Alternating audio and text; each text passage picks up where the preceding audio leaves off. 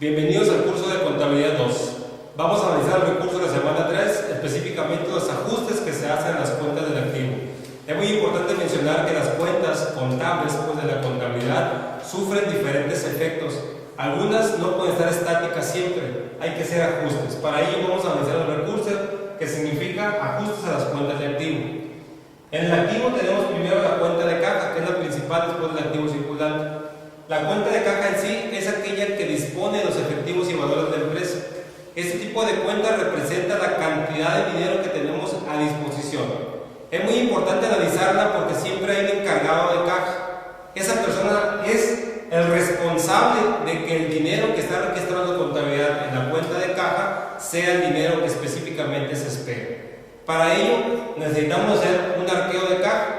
Vamos a ver qué es un arqueo de caja. Es el recuento material, dice ahí, del dinero en efectivo.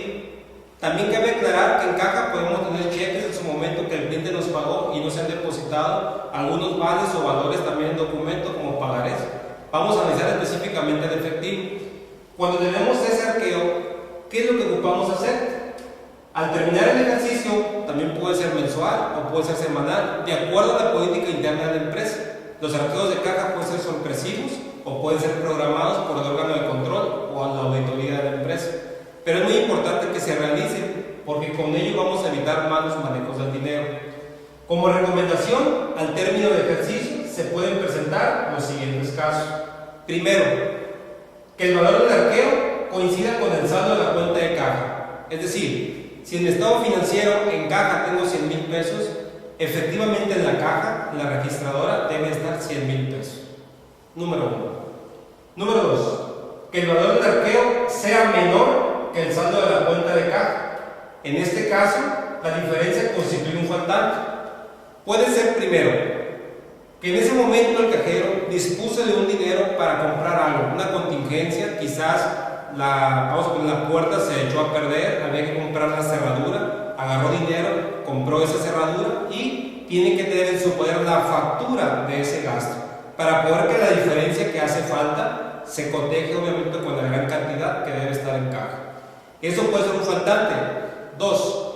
Si ese faltante no existe, no hay un documento, no hay un vale de resguardo, sí hay una diferencia.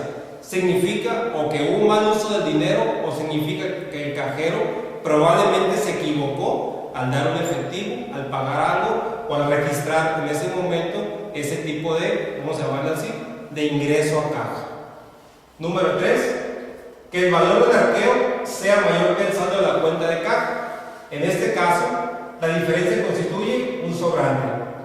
También los sobrantes no son buenos porque el cajero en su momento quizás algún cliente no le dio esa ganancia, ese dinero o esa cantidad que tenía que egresar o salir. Eso también, cuando el valor del arqueo coincide con el saldo de la cuenta de caja, ahí no es necesario hacer ajustes, puesto que no hay diferencia. ¿Cuánto tengo en mis libros contables? ¿Cuánto tengo físicamente en caja? Si no hay diferencia, no se hace. No se hace ningún movimiento, pero el arqueo se tiene que realizar. El arqueo es la comprobación misma del buen uso del dinero que hay en caja. Si hacemos arqueos periódicos, incluso sin avisar, es lo más efectivo que se puede hacer para lograr el control interno de arqueos de caja. Los arqueos de caja tienen que ser frecuentes, porque con ello no se presta el mal uso del dinero que es propiedad de la empresa y no propiedad de la persona que lo desarrolla. Cuando el valor del arqueo sea menor que el saldo de la cuenta de caja, el faltante puede tener un origen. Primero, operaciones no reportadas por el cajero. Se hizo una venta y no hubo factura. Ese ingreso, ¿dónde quedó? Se tienen que registrar todas las salidas, obviamente, de mercancías, y si se paga en efectivo, se tienen que tener registradas las entradas. Segundo, las cantidades dispuestas por el cajero o pagadas de más. Cualquier uso indebido de la caja tiene que ser registrado en un formato de arqueo de caja, donde se registren monedas, billetes y cualquier otro tipo de valor que está en ese momento y que debe estar cotejado con mi estado financiero. Los arqueos de caja son medidas precautorias para que el dinero y la disposición del mismo se dé buen uso. Esa es la primera cuenta del activo, que es arqueo de caja, y es específicamente el movimiento que surge ahí. Vamos a analizar ahora las cuentas de bancos. Las cuentas de banco son muy importantes porque es donde se organiza la gran mayoría de los ingresos de la empresa, de la entidad. ¿Por qué? Cuando ahí se dispone de ese dinero que yo tengo en caja en efectivo, lo tengo que depositar. Ese depósito se va a una cuenta bancaria. La cuenta bancaria es, obviamente, vamos a llamarla así, la gran concentradora de los flujos de ingreso de la empresa. En ella se destinan, a través de instituciones bancarias, todos los movimientos que se manejan a través de estados de cuenta de los fondos de la empresa. Los movimientos de cuentas bancarias son tan grandes, depende del volumen de cada organización. Cuando una empresa maneja millones de pesos, vamos a llamarle así, se tienen que hacer más ajustes a los estados de cuentas bancarias porque ahí se llama algo que se conoce como consignaciones bancarias. Esas consignaciones bancarias vamos a ver qué significa. En esas consignaciones tenemos que registrar nosotros que los ingresos bancarios, pero también hay movimientos que son distintos a la operación misma. Ejemplo, que existan cheques expedidos aún no cobrados por las personas a quienes se dieron. Es decir, en ocasiones yo puedo emitir un cheque, se lo pago a una persona, a un proveedor, a un empleado, y ese cheque yo no sé exactamente cuándo va a ser cobrado. Ese cheque puede perderse, ese cheque puede endosarse y pasar a un tercero, y ese cheque quizás no se va a cobrar ni el mismo día ni al siguiente día. Ahí trae una diferencia en bancos. Lo tengo que registrar como un cheque en tránsito. Tenemos segundo, que la diferencia sea por valores que el banco abona o aumenta en nuestra cuenta. Por el solo hecho de manejar una cuenta bancaria se pueden cobrar intereses bancarios. El banco me puede cobrar a mí por emitir X número de cheques, por tener X promedio de saldo, por tener una banca en línea, por hacer transferencias de SPAY o pagos de nómina o dispersión bancaria, etc. Por todos ellos el banco me puede cobrar a mí, y esas diferencias yo las conozco hasta el final del mes cuando se plasman en un estado financiero. Ahí donde yo hago la consignación bancaria, hago el ajuste a bancos. Tercero, que la diferencia sea por prestación de servicios que el banco carga o descuenta en nuestra cuenta de cheques. Ejemplo, la misma banca comercial tiene hoy en día la gran funcionalidad de tener todo en línea. Por el solo hecho de yo tener accesibilidad donde ande, en la calle, en la oficina, si ando con un proveedor y en ese momento le quiero pagar, ahí mismo puedo hacer una transferencia electrónica. Por ello también el banco me puede cobrar una cantidad. Todas esas diferencias se tienen que plasmar en una consignación bancaria para poder realizar ajuste a bancos. Es decir, la cantidad que yo tengo en este momento en un estado financiero en bancos no significa que sea la misma que tengo en la empresa bancaria. Es decir, puede haber diferencias por cheques en tránsito, por comisiones o gastos financieros. Cuentas de almacén.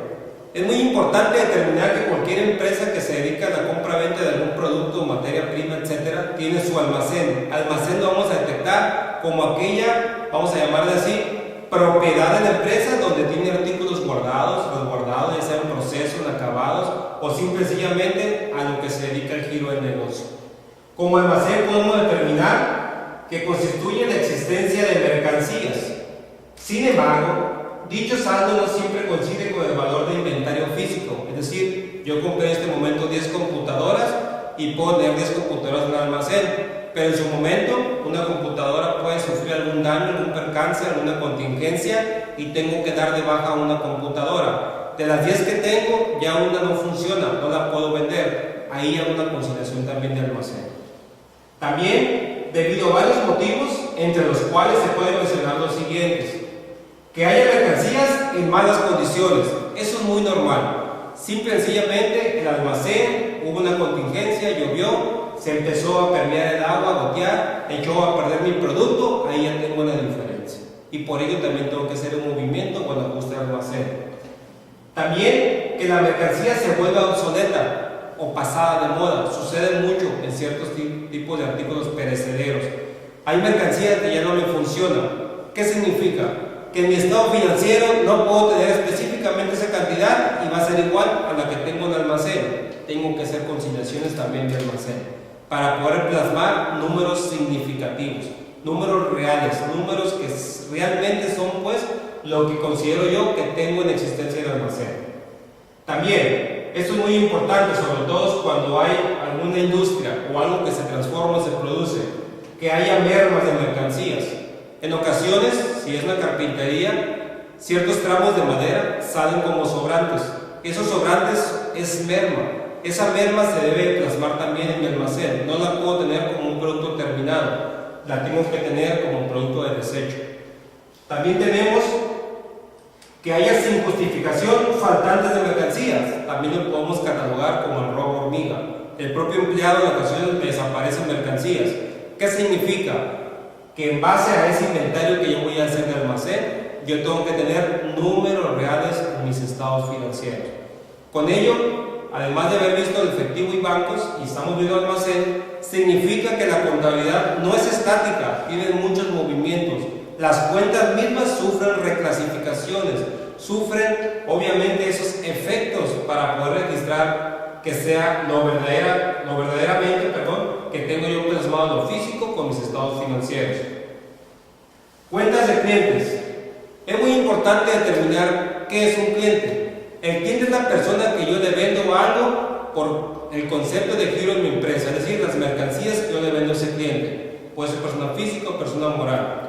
Cuando tenemos clientes, es muy importante determinar que en el estado financiero, la cantidad que arroja clientes no me dice nada en absoluto. Se tiene que analizar. Es decir, cuando yo tengo clientes, tengo que determinar la rotación de clientes. ¿Qué efectividad tengo en cobrar a mis clientes?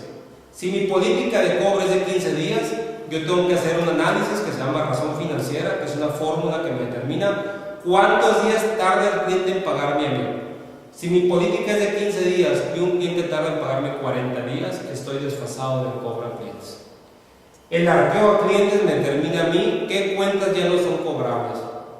Me determina también cómo puedo ser más eficiente. Me determina también conocer el valor exacto de aquellas cuentas que están realmente circulando, que estoy vendiendo crédito y que estoy cobrando.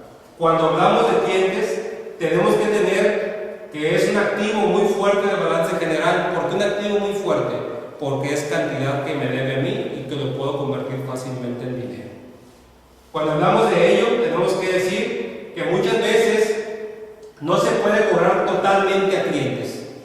Hay cuentas incluso que el cliente, vamos a decirle así, cambia de ciudad, cierra el negocio o simple y sencillamente no me paga. Esa cantidad tengo que determinado yo de acuerdo a mi política interna, en qué fecha la tengo que desaparecer, qué tratamiento le voy a dar, o simple y sencillamente si esa cartera la traslado a un despacho para que ese despacho se encargue de cobrar.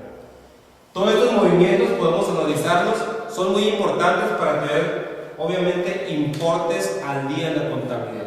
La contabilidad misma debe reflejar esa información. Tenemos también aquí que en una parte del saldo de clientes, en caso de que se tenga que hacer ese tipo de ejercicios que les comento de cuentas incobrables, se tienen que analizar, tienen que ver la rotación que existe para ahí, sobre todo para que no castiguen mis utilidades.